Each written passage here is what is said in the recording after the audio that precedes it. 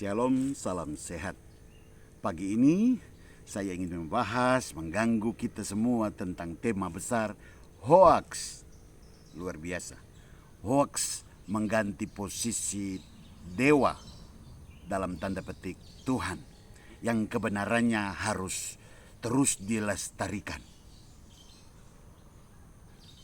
Sekarang ini kita semua hampir sulit lagi membedakan mana berita benar, mana berita yang buruk.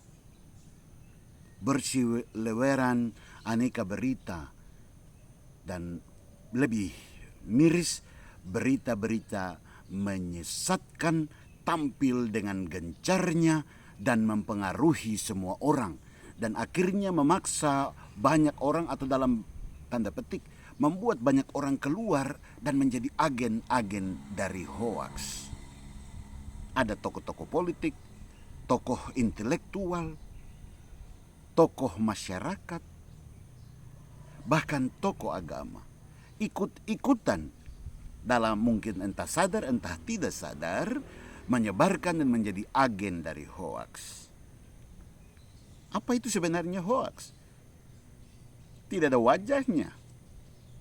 Hanyalah berita-berita keburukan karena kepentingan tertentu yang dirancang, dibagikan secara sistematis, berulang-ulang melalui aneka orang dan aneka sarana, sehingga berita-berita itu, berita yang buruk itu, diulang-ulang dan seolah-olah menjadi kebenaran.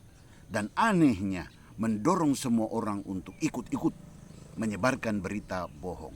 Padahal dia sendiri mungkin tidak tahu, atau dia tahu tapi karena ada kepentingan lain, maka dia ikut-ikutan menyebarkan, bahkan meyakinkan orang terhadap berita buruk itu. Saatnya kita belajar menangkal hoaks ini.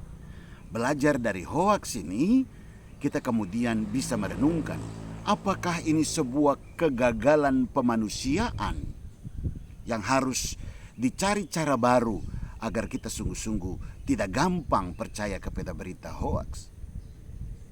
Apakah kita gagal dalam dunia pendidikan, dalam penguatan di bidang nilai-nilai, baik nilai adat, nilai budaya, nilai agama, nilai-nilai sosialitas kita?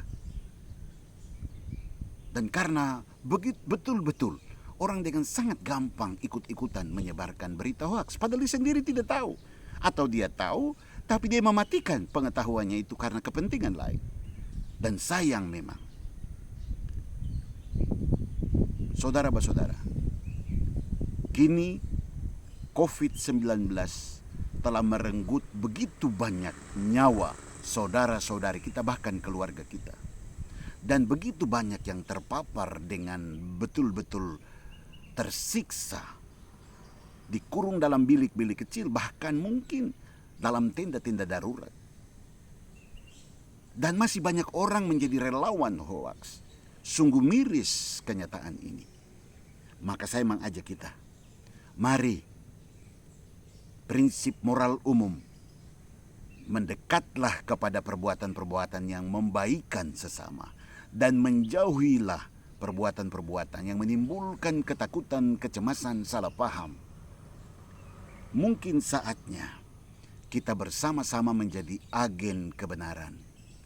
Di bidang vaksinasi, mungkin perlu diperkuat lagi soal edukasi kepada masyarakat dan kepada kita semua.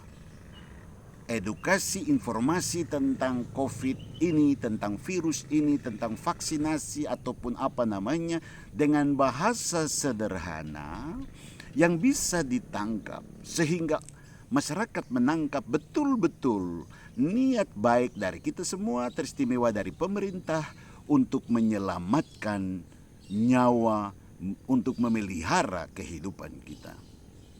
Yang kedua, di samping edukasi, kita perlu juga mengembangkan unsur partisipasi, melibatkan berbagai macam pihak untuk melakukan penguatan-penguatan atau edukasi-edukasi. Saatnya kita bekerja sama menuju ulang tahun negara kita yang kita cintai.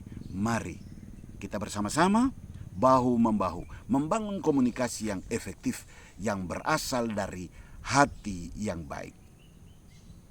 Kepentingan-kepentingan sesaat pribadi, kelompok yang kemudian mematikan kemanusiaan, saatnya kita sama-sama memberantas itu. Dan itu nampak benar dari berita-berita hoaks yang mematikan kebenaran. Mudah-mudahan 1-2 pikiran sederhana ini membantu kita untuk menjadi agen-agen kemanusiaan. Saatnya kemanusiaan itu kita pelihara, termasuk di dalamnya nilai kesehatan. Karena hanya di dalam jiwa yang sehat, hati yang, tubuh yang sehat, sungguh-sungguh ada jiwa yang siap untuk menyehatkan orang lain, membaikan orang lain. Semoga Tuhan memberkati segala niat-niat baik, niat dari pemerintah, teristimewa memberkati para petugas kesehatan, para relawan-relawan kesehatan yang keluar dari dirinya, dari rumahnya untuk membawa kebaikan, membawa sukacita, membawa kekuatan bagi sahabat-sahabat lain yang sementara terpapar dan meringankan beban bagi mereka yang Tuhan sudah panggil. Saatnya penderitaan kecemasan ini kita akhiri secara bersama-sama. Tuhan memberkati.